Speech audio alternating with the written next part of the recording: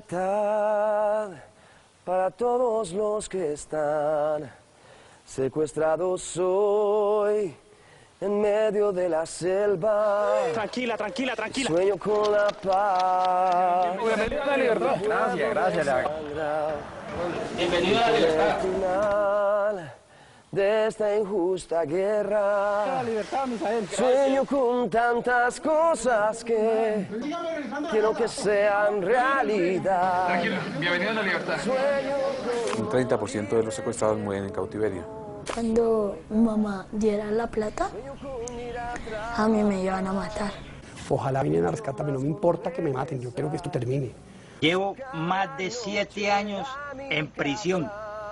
Aún estoy vivo. estar junto a ti, que no muera nunca nuestro Hay que unos amor. 100 metros en línea recta. 100 metros la guerrilla de aquí. Si como prisioneros quieren hablar mal de la guerrilla, pueden hacerlo porque no están obligados a hablar bien. ¿Qué sensaciones tienes al verle? De repudio, de rechazo. A un primo hermano, José Alejandro Aristizábal, fue secuestrado y asesinado. ¿Su guerrilla se ha financiado con los secuestros? Sí. Ya. Históricamente se ha financiado con los secuestros. Papá, yo quiero que usted me saque de acá lo más pronto posible.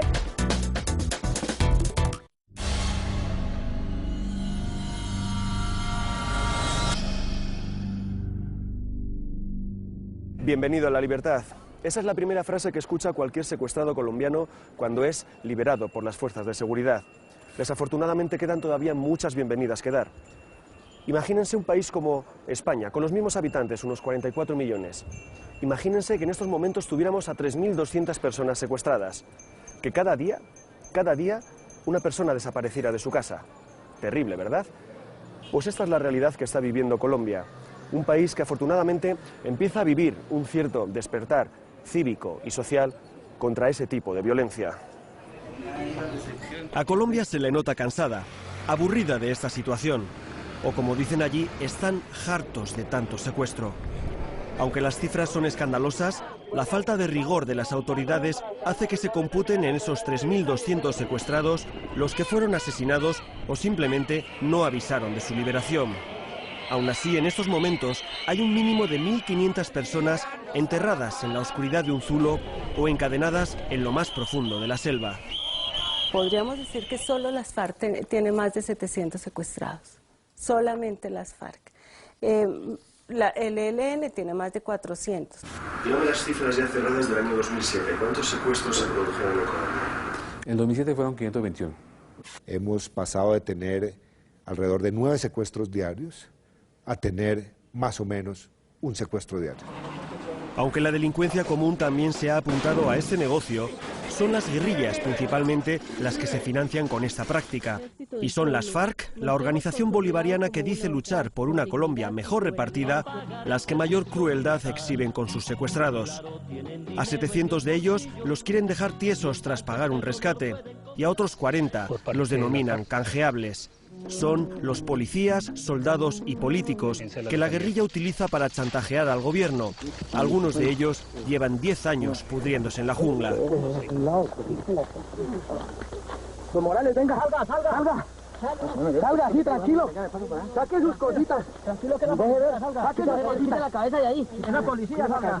Salga. La policía. En los próximos minutos vamos a escuchar las voces de las víctimas, de sus victimarios, de las familias, de los expertos y sobre todo va a hablar Ingrid Betancourt, la más conocida, la única mujer canjeable que les queda a las FARC, la más maltratada, la más sufrida, la que empezó de esta manera su última carta, su última prueba de vida 6 años después de su secuestro.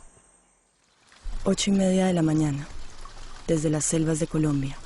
Mañana lluviosa, como mi alma. Y verla, yo inicialmente me alegré muchísimo, porque teníamos, como te dije, 4 años y 3 meses. Pero luego, a los pocos minutos de estar viéndola, pues me doy cuenta de que está en muy mal estado, de que está totalmente desnutrida, delgada, muy triste. A mí me partió el corazón. La imagen doliente de la excandidata presidencial partió el corazón de cualquier persona de bien. Uno de los autores intelectuales de su sufrimiento, el recientemente fallecido número 2 de las FARC, Raúl Reyes, escribía en su ordenador: «Esta señora es de temperamento volcánico, es grosera y provocadora con los guerrilleros que la cuidan, y como sabe de imagen y semiología, lo utiliza para impactar contra las FARC. Hay que ser miserable para escribir que alguien se ha degradado a propósito después de 6 años de secuestro solo para dar pena en cámara».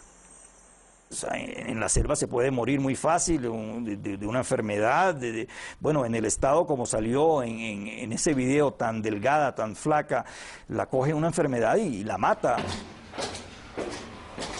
Se percibe el vacío en casa de Ingrid, la presencia abrumadora de su ausencia.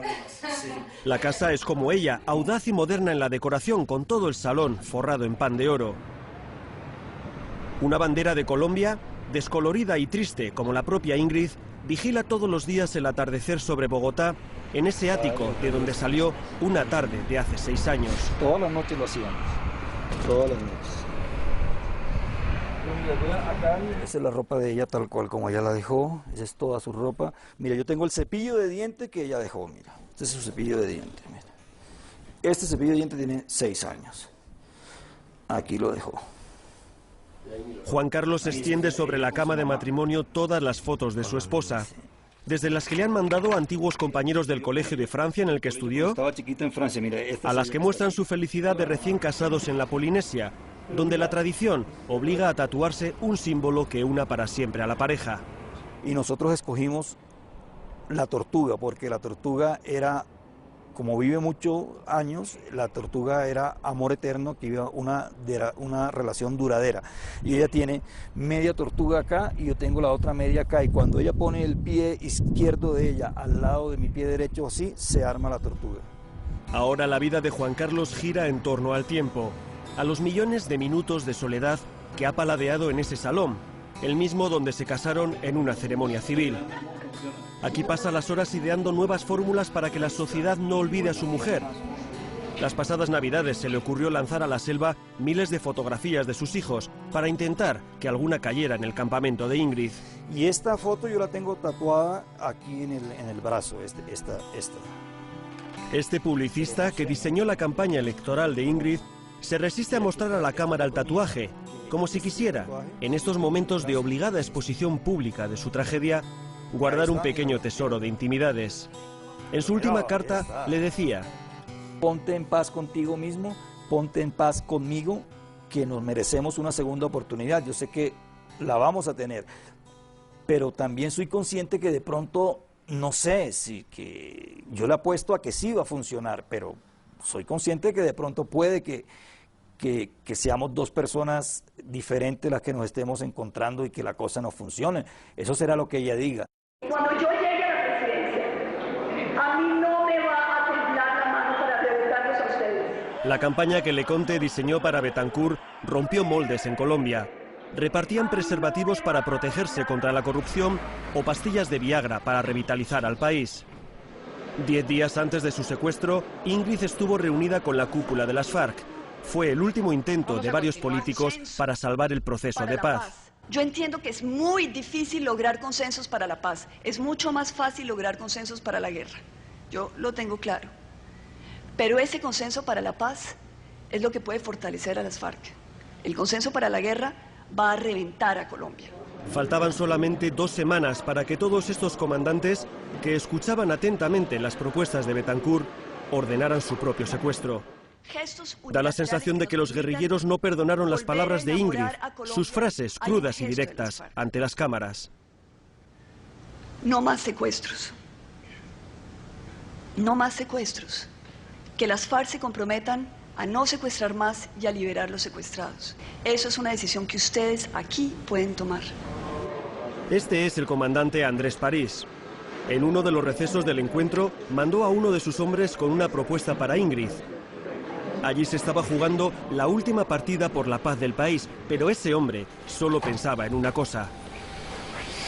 ¿Qué es esto? Mira, este es el papelito que le da el guerrillero a Ingrid en esa reunión que dice: Ingrid, de casualidad no trajiste Viagra para que le regales a Andrés París, que es otro de los jefes guerrilleros, unas 12 cajitas. 12 cajitas. Háganme el favor. Fíjate.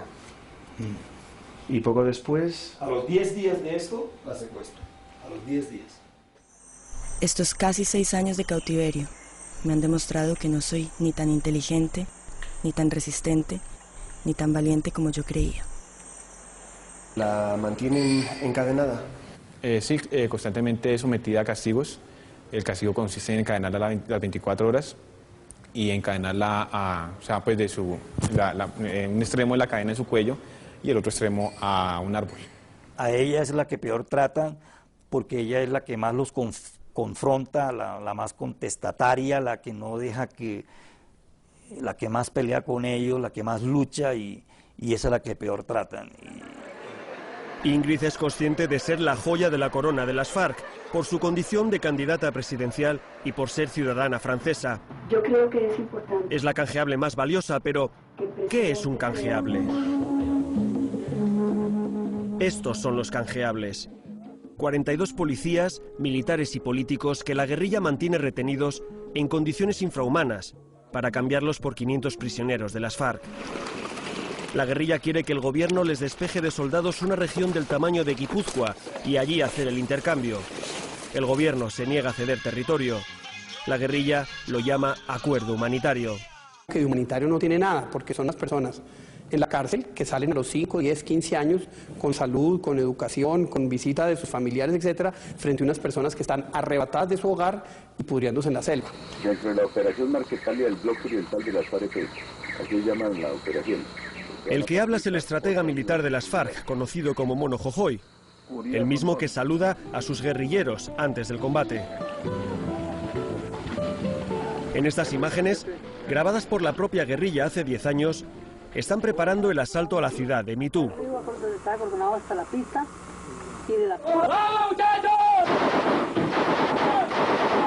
Entonces, la guerrilla estaba fuerte.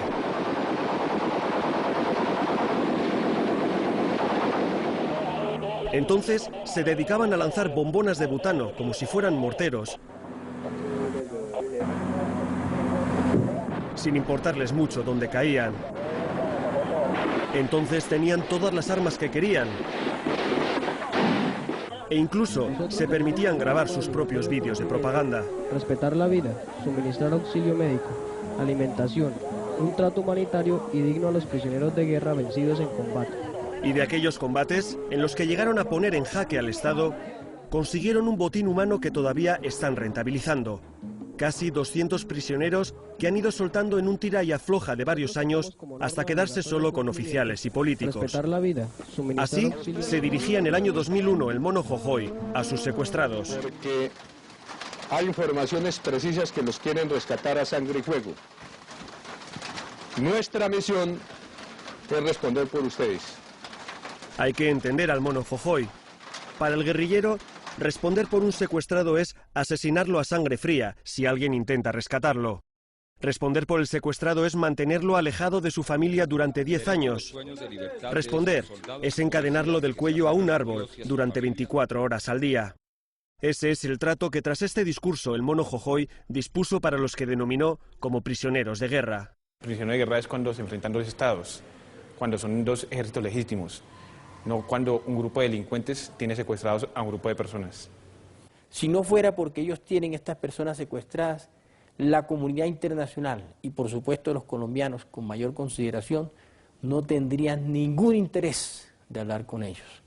Los tiempos de las FARC son muy distintos a los tiempos, yo diría, de Occidente, a los tiempos de nuestra sociedad colombiana. El tiempo parece no correr contra ellos y parece estar detenido con los cautivos. La vida aquí no es vida, es un desperdicio lúgubre de tiempo. Vivo o sobrevivo en una hamaca tendida entre dos palos.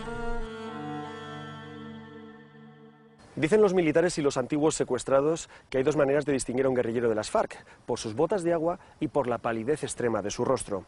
Y es que la guerrilla del luminoso ideario bolivariano no ve nunca el sol, está siempre escondida en esta tupida selva en la que ni siquiera se puede ver el cielo.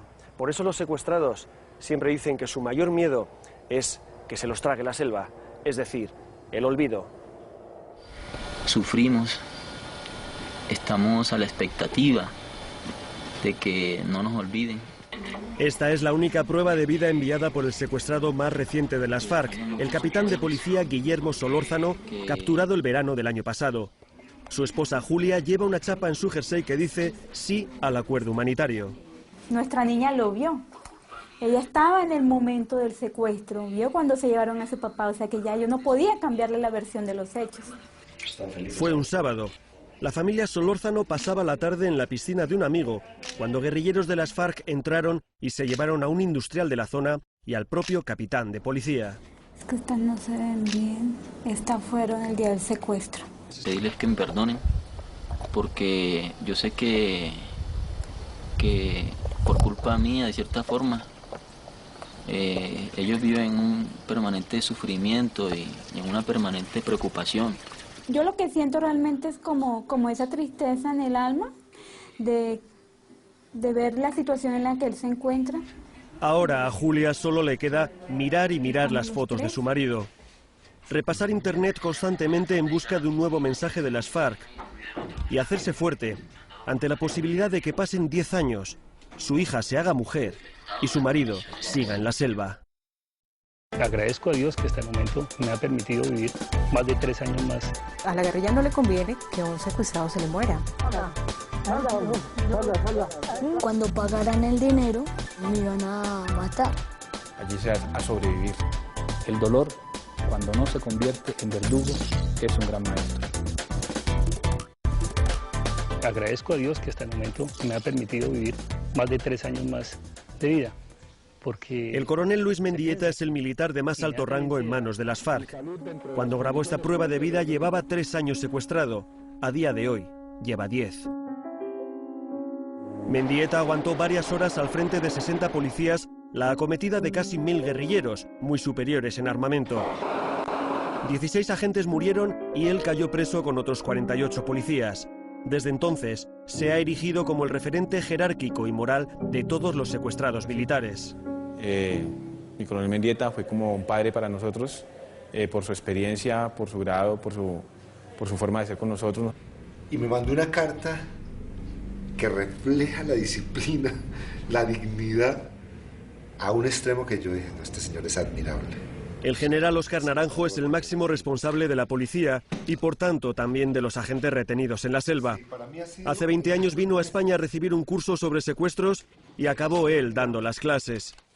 Nos enseña una nota personal mandada por su viejo amigo Luis Mendieta. De lado a lado, ¿no? Sí. Tratando de aprovechar el papel.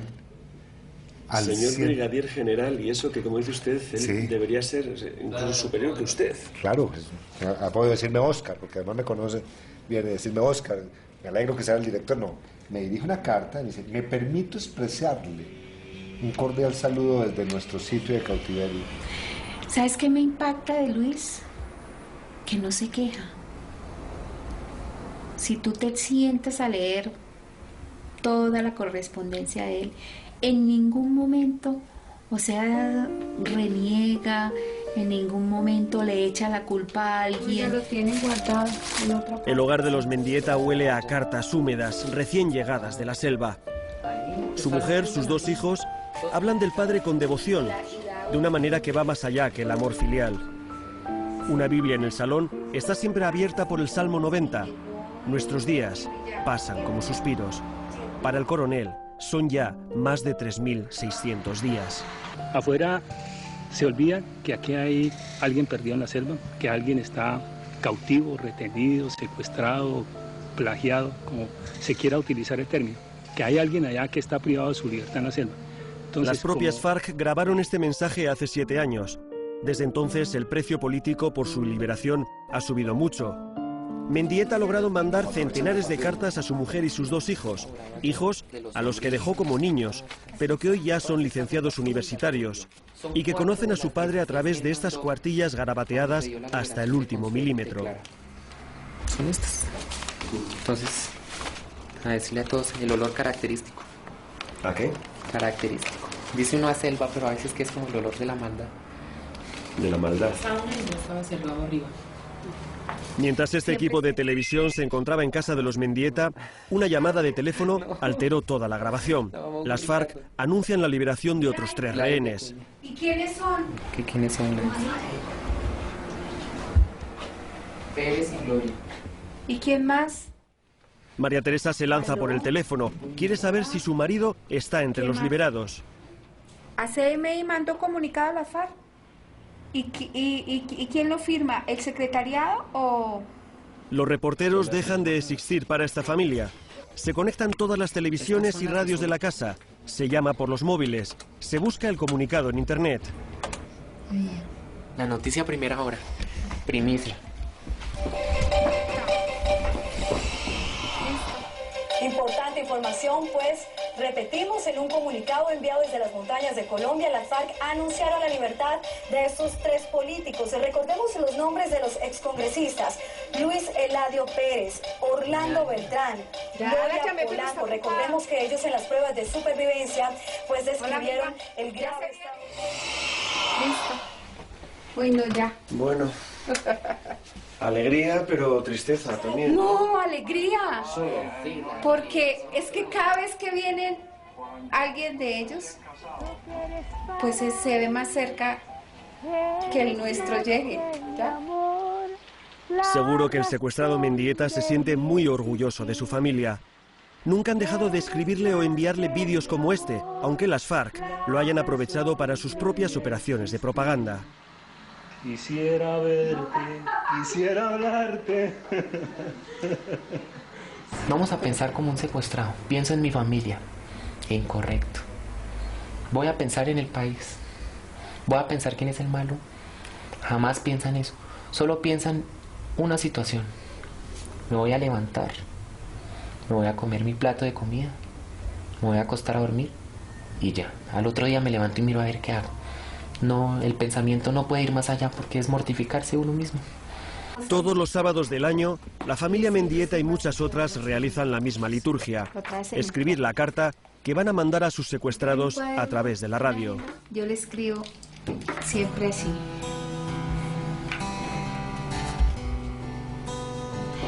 Buenos días, mi amado. Recibe el calor de un beso y un abrazo a través de la distancia. Y mis deseos de bienestar físico, mental, espiritual, extensivo a tus compañeros de cautiverio. Las voces del secuestro se emite todos los sábados en Radio Caracol de 12 a 5 de la madrugada. Apenas hay publicidad, es casi un espacio de servicio público que conecta con la vida a los que están encadenados en la selva. María Isabel, ¿te gustaría que el programa se acabara algún día? Esa sería la esperanza, y yo creo que uno de los mayores logros que en ese momento nosotros quisiéramos sería ese. Las voces del secuestro llegar a su fin, y ojalá que todos los secuestrados salieran a la libertad. Sueño libertad. Los familiares vienen en persona o mandan sus mensajes por teléfono. Desde estos micrófonos los secuestrados van sabiendo detalles de su familia, buenos y malos. En 10 años se han anunciado demasiadas pérdidas de maridos, esposas o padres. Por eso los mensajes son a veces alegres, a veces melancólicos y a veces desgarradores. Buenos días, papá. A través de la distancia te envío otro mensaje. Sabes que siempre trato de que ustedes usen su imaginación. Hoy les voy a pedir el favor otra vez de que cierren sus ojos y voy a hacer otro ejercicio. Qué curiosa simbiosis se establece entre una de las radios más beligerantes con el terrorismo y la organización que más lo patrocina. Resulta que las FARC necesitan de este espacio para mantener alta la moral de sus secuestrados, para que sigan con ganas de vivir. A la guerrilla no le conviene que un secuestrado se le muera, y la forma pues más razonable que ellos han encontrado es dejarlos escuchar ese programa. Por eso continuamente los dotan de pilas y radiecito para que ellos a esta hora tengan la oportunidad de escuchar ese programa. Los mensajes que nosotros le mandamos a través de la radio es placer puro. Ella da las gracias, nos pide que le mandemos más porque es lo único que tiene ella para seguir viviendo, y sin embargo la guerrilla a veces la castiga quitándole el radio. Es horrible. Pienso en mis niños, son los mismos y ya son otros. Y cada segundo de mi ausencia, de no poder estar ahí con ellos, todas las oportunidades perdidas de ser su mamá, me envenenan los momentos de infinita soledad. Como si me pusieran suero con cianuro, gota a gota, por entre las venas. Al vicepresidente de Colombia, Francisco Santos, todo el mundo le sigue llamando Pacho. Y sigue siendo el mismo tipo amable y acogedor que se pasó 2 años exiliado en Madrid. Esta entrevista se vio 2 veces interrumpida por la entrada de sus hijos a darle un beso. Como mi casa está aquí, ellos tienen la obligación de que entran y vienen y saludan y no importa en lo que yo esté. Entonces, pero bueno, sigamos. Santos fue secuestrado en 1992 por orden del capo Pablo Escobar. Estuvo 8 meses encadenado a una cama. Le dio tiempo a pensar mucho, sobre todo en lo que quería su familia. Sus hijos cumplen a rajatabla esa orden de vicepresidencia de gobierno porque saben que viene de un padre que estuvo a punto de no volver a verlos. Porque finalmente un secuestro es uno se acuesta esa noche y uno no sabe si esa va a ser su última noche. Se despierta y al día siguiente no sabe si va a ser su último día. ¡Esa policía, salga! Su condición de antigua víctima hace que Santos sea especialmente sensible al secuestro. Por eso de su gabinete dependen casi todos los programas de ayuda a las víctimas. El vicepresidente, que aún saca tiempo para leer todo lo que se acumula encima de su mesa, quiere acabar este año 2008 con solo 200 secuestros. Sí, muchos, pero cuando tú tenías 3.000, cuando era tan masivo, eso era ya un sentimiento de paranoia colectiva. Tengo que decir con mucho pesar que se dan casos todavía de secuestro de niños, que es tal vez la conducta más aberrante del secuestro. Aunque parezca una declaración interesada de un mando policial, el episodio de la liberación de Clara Rojas, la secuestrada que había tenido un hijo con un guerrillero y a la que separaron de su bebé durante 2 años, ratifica el poco aprecio de las FARC con la vida o los sentimientos humanos. Pronto lleguen. Como escribe Ingrid, no hay probablemente sensación más desoladora que arrancar a alguien de sus hijos. ¡El niño! Pero existe, en este negocio del secuestro en Colombia, todavía una situación peor: el secuestro de los propios hijos.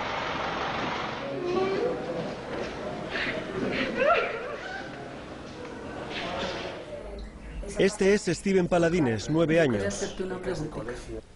Y este es Steven Paladines con 7, en el momento de ser liberado por la policía. Este crío se pasó 19 días secuestrado en medio de la selva, desnutrido, maltratado y arrasado por los mosquitos. La primera llamada que me hicieron fue esa: no se preocupe, que yo tengo su hijo y está bien, pero necesito una plata. Mañana hablamos, espero una llamada mañana a tales horas. En el momento que ellos me llamaban, yo sentía morirme. Steven nos enseña su habitación, sus juguetes, sus mascotas, todo normal. Este es mi cuarto. Mira, pero hay en su mirada, en sus reflexiones de pequeño adulto atormentado, el trauma de una niñez robada. Él me dijo que cuando pagaran el dinero, ellos me iban a matar. Entonces, pues ahí me empecé a preocupar más. Su madre dice que ya no es el mismo. Tiene pesadillas por las noches. Teme que vuelvan a por él. Se ha vuelto respondón y contestatario. Sigue siendo cariñoso, sí, pero no es el mismo. ¿Esta cuál es? Ahí está todo. ¿Lo vemos? María Estela ha pedido a los periodistas que le traigan el vídeo del rescate de su hijo. Ella no lo ha visto y cree que ya está preparada. Hasta ahora es la primera vez que lo estoy viendo. Me parece terrible, Dios mío. Empezó la balacera, sentí muchísimo miedo.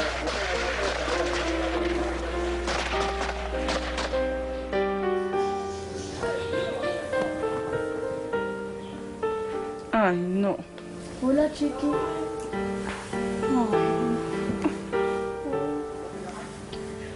Ay, no. ¿Cómo te llamas?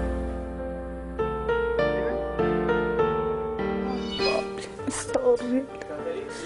Igual que toda la vida.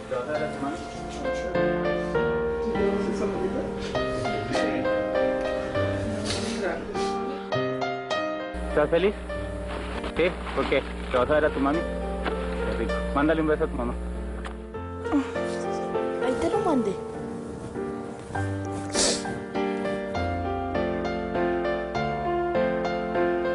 Como salió el niño allá de ese cambuche, como lo cogieron, como lo tenían picado, picoteado, todo.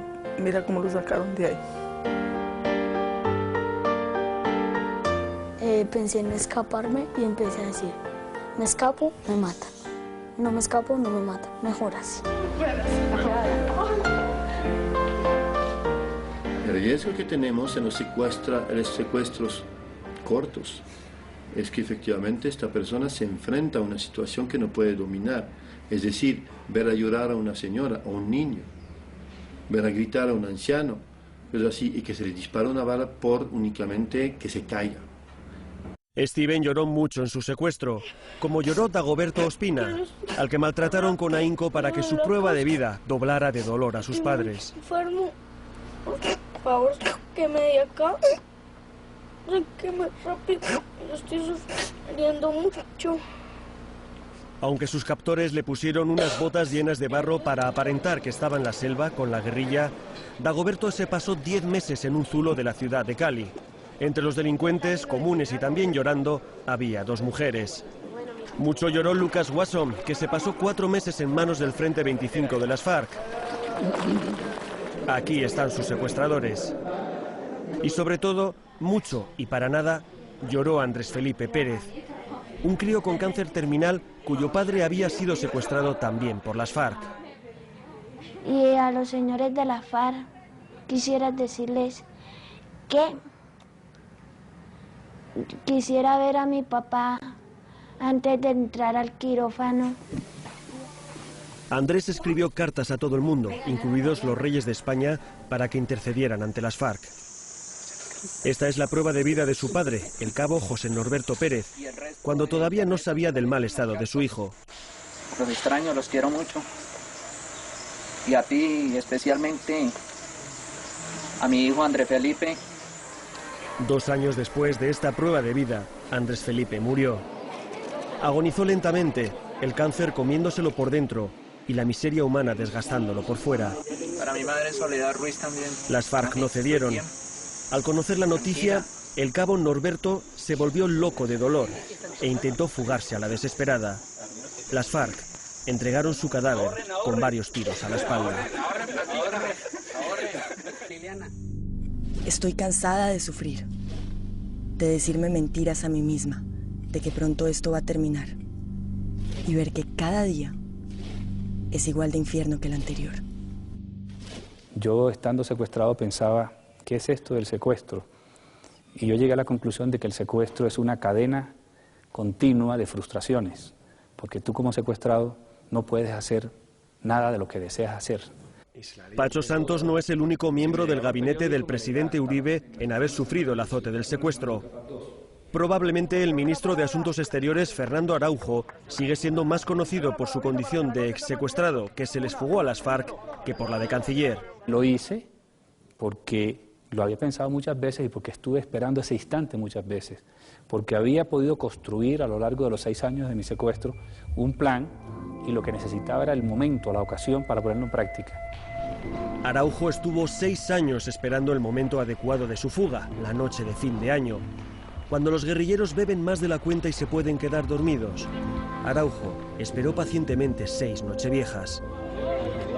Fue rescatado tras 5 días escondido en la selva, delgado, demacrado.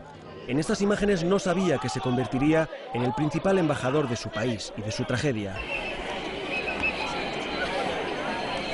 ¿Cómo se aguanta 6 años, 10 años en medio de la selva? ¿Cómo se resiste?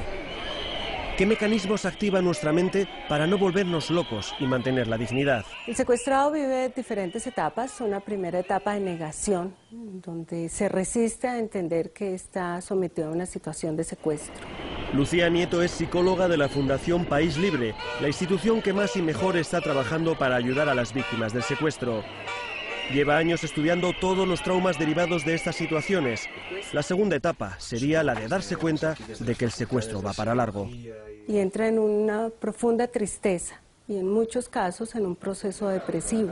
Me acuerdo que uno de los muchachos que me tenían secuestrado me definió un secuestro como, no vi una definición ahora, me decía, eso es como un funeral sin muerto. Y una vez que es capaz de sobrepasar esta etapa de angustia, de dolor, hay un proceso de adaptación. Entendí que la prudencia era parte esencial de mi supervivencia. Y una cuarta etapa, que es aquella donde es capaz de trascender del sufrimiento y del dolor y busca un significado a eso que está viviendo. Allí no se va a meditar, allí se va obligado, allí se va a sobrevivir. El subteniente Frank Pinchao no para de reír y lo hace de manera compulsiva, como si quisiera recuperarse de los 9 años de miseria y alambradas que le regalaron las FARC. Desde que logró escapar es un héroe nacional, va con 4 escoltas, ha escrito un libro y sale de juerga todas las noches que puede, porque las FARC le robaron casi 500 sábados. ¿Llegaste a hacer amistad con alguno de ellos? No, en absoluto. Es imposible hacer amistad con aquel que uno sabe que le va a quitar la vida. Este es el subteniente Pinchao de 25 años, capturado por la guerrilla en 1998. Y este, el escuálido rehén de 34 que logró fugarse después de una odisea de 15 días a través de ríos, pantanos y selvas.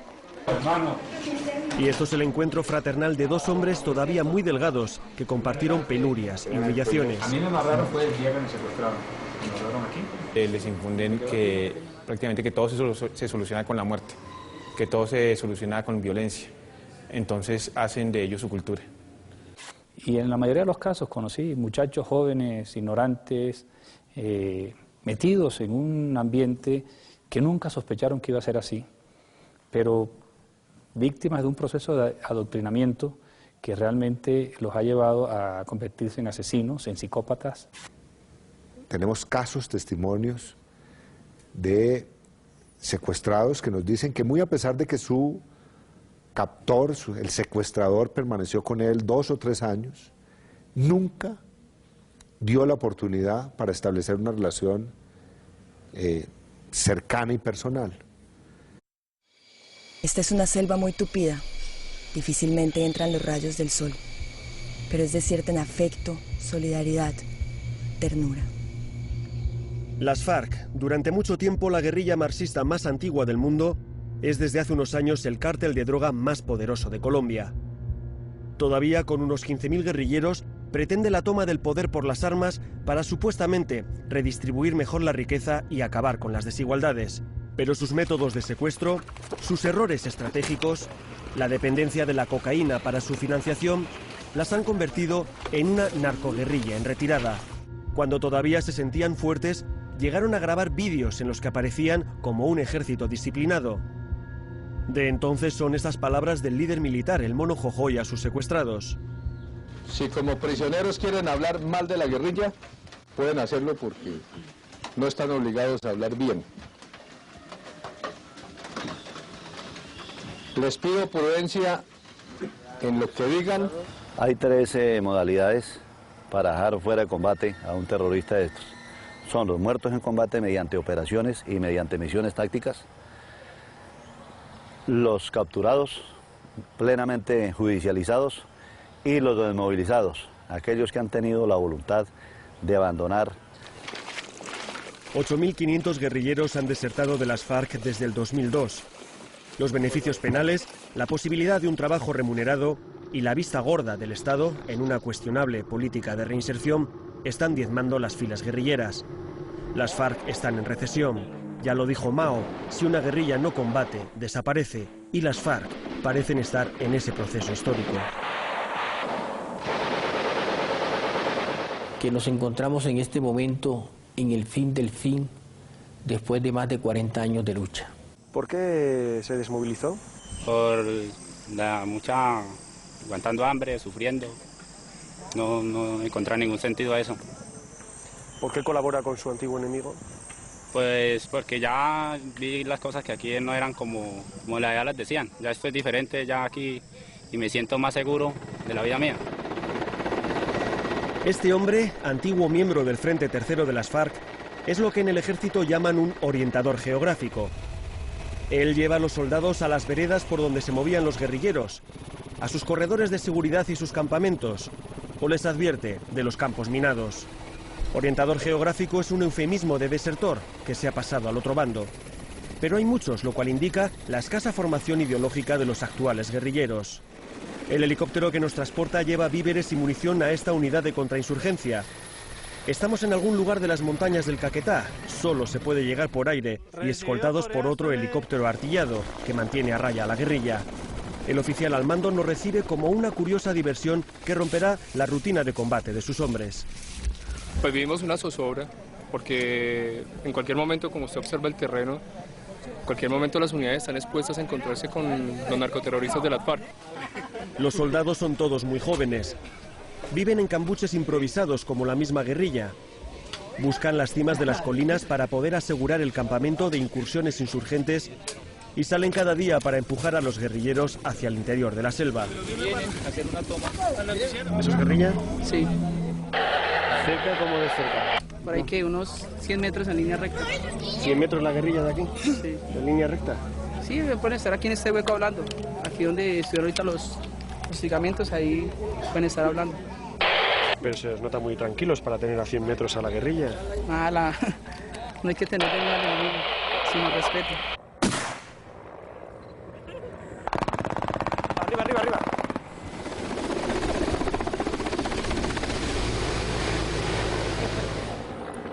Ellos son subversivos, la cual están haciendo un perjuicio al país, mientras que nosotros estamos haciendo un bien para el país. Ellos son los buenos y los otros los malos.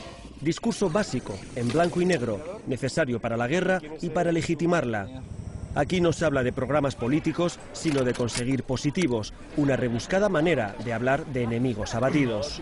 El lema súper de nosotros es localizar y destruir.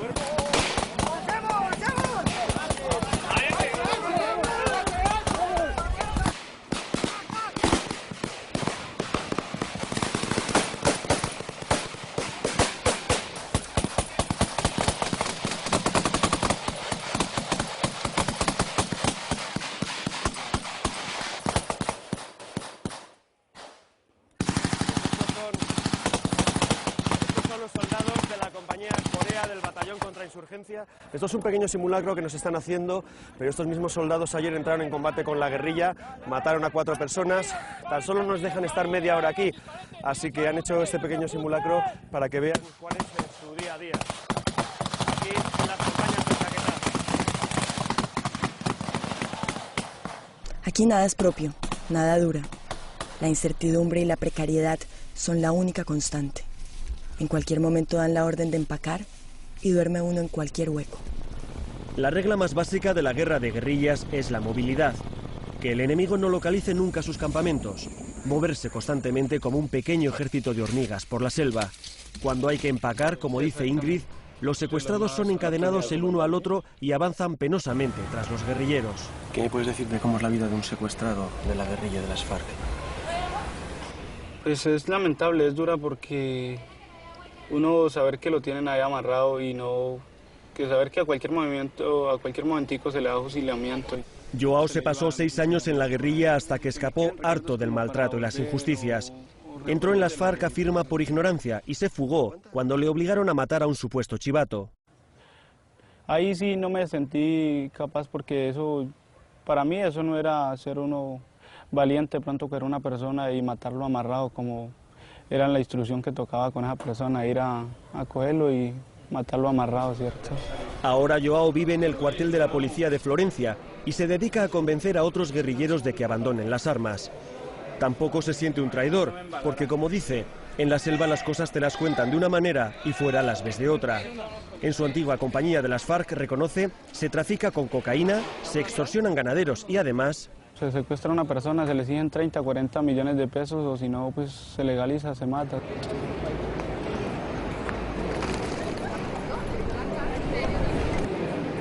Datos oficiales, en el 2007 se registraron 107 secuestros cometidos por el ELN, que es un grupo del cual no se habla. ¿Su guerrilla se ha financiado ¿Con los secuestros? Sí, claro. Históricamente se ha financiado con los secuestros. Acostumbrado a la rutinaria vida de la cárcel durante 14 años y a la austera disciplina de la guerrilla, el histórico comandante Galán nos cita a las 7 de la mañana de un sábado. Lleva 2 años negociando un acuerdo de paz con el gobierno como representante del Ejército de Liberación Nacional, una guerrilla marxista con profundas convicciones cristianas. Le pregunto cómo casa el amor al prójimo con secuestrar al prójimo. No calza. No calza. ¿Debo entender entonces que ya no hay ideología de amor al prójimo en la guerrilla? No, puede decir que no calza, ¿no? Sí, si usted dice cómo calza entre el amor al prójimo y eso, o existe lo uno o lo otro, ya no calza, ¿no? El líder de los llamados helenos tiene un aire de respetable profesor universitario al que la barba y algunos comentarios le proporcionan cierto aura de iluminado. El gobierno le sacó de la cárcel para negociar y le ha puesto escolta por si acaso. Confiesa fuera de cámara su actual rechazo a las armas y que en estos momentos solo espera un buen morir. Le digo entonces si existe un buen matar y dice tajantemente que no. Yo creo que es una tragedia política.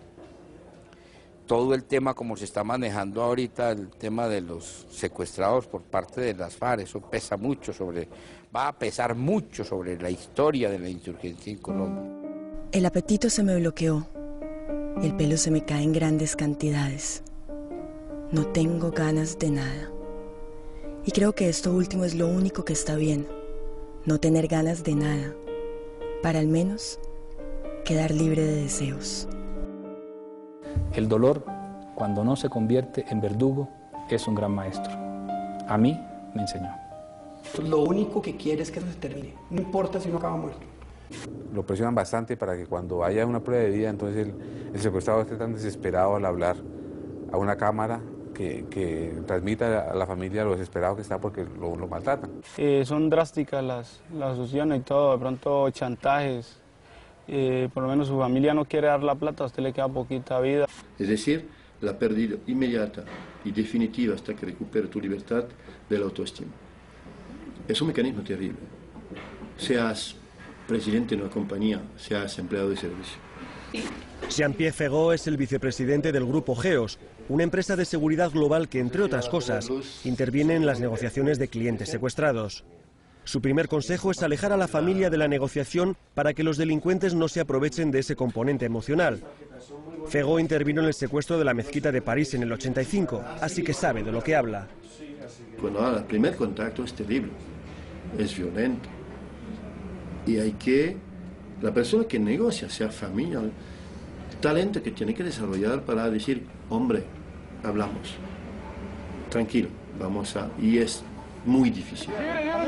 La policía. ¿Cómo? Gana la policía. La policía, amigo. Vinimos por usted. ¿Cómo llama? ¿Cuál es su nombre? Alberto, Dios los bendiga mucho, Dios los proteja por esta acción tan buena que han hecho por mí. Todas estas personas han tenido suerte de salir vivas, aunque siempre vivirán con el miedo de que sus captores vuelvan para vengarse. Pero ¿cuántos de esos 3.200 secuestrados oficialmente están muertos? ¿Cuántas familias vivirán para siempre con la presencia de un desaparecido? La costumbre de algunos grupos, de grupos guerrilleros, es secuestrar a una persona. La secuestran e inmediatamente le toman una prueba de vida, una fotografía, un video. Luego la asesinan y la entierran. Para darle la prueba de vida se demora un tiempo. Eso hace que la familia se desespere y acepte cualquier cosa. En 1992, a un primo hermano, José Alejandro Aristizábal, fue secuestrado y asesinado en el municipio de Frontino. Él era médico. Y como nuestra familia, pues muchísimas en Colombia, creo que la mayoría... Como dice Juanes, como su familia, muchas. Quizás por eso, por haber vivido la tragedia tan cerca, Juanes tiene una especial sensibilidad con el drama de su país. Por eso atendió nuestra llamada, porque siempre está, si es para comprometerse. Yo creo que esa misma cercanía a la muerte quizás nos ha hecho valorar tanto como el sentido de que estamos vivos, el sentido de que cada día despertamos y celebramos eso, ¿no? He dado muchas batallas, he tratado de escaparme en varias oportunidades, He intentado mantener la esperanza como quien mantiene la cabeza fuera del agua. Pero mamita, me doy por vencida. Siempre fui consciente de que en cualquier momento me podían matar, cualquiera de ellos. De manera que fue una relación amable por conveniencia, pero en la cual yo siempre me mantenía muy alerta. Es una relación de poder basada en la capacidad del otro de asesinarlo a uno. Entonces eso ya genera una relación distinta. Pero sí se generan momentos, se generan discusiones, se generan diálogos, se generan relaciones. Debe ser muy difícil hacerte amigo de un secuestrador, aunque sea por conveniencia. En Colombia no hay síndrome de Estocolmo, no hay identificación ideológica o filosófica con los secuestradores. Hay, en algunos casos, un agradecimiento momentáneo a quien no te ha matado. Un sentimiento que desaparece rápido cuando brotan otras sensaciones de lo más profundo de la víctima. Un llanto constante, incontrolable en el ex secuestrado, o si no hay llanto, es como de una nostalgia, tristeza y rabia. A cualquier momento pueden salir ellos y pues yo siento miedo. Siempre termino asqueado de hablar con ellos. Incluso uno siente la mala energía de la persona. Cuando siente hablar con él, siente que está hablando con un asesino, con un secuestrador, con un psicópata, con ¿Y la un respuesta enfermo. es siempre que es un negocio? Y la respuesta es que es un negocio, el dinero, siempre es eso. Siempre pienso que ya al final voy a dejar de llorar, que ya cicatrizó. Pero el dolor vuelve y se me echa encima como un perro traicionero. Y vuelvo a sentir que se me despedaza el corazón.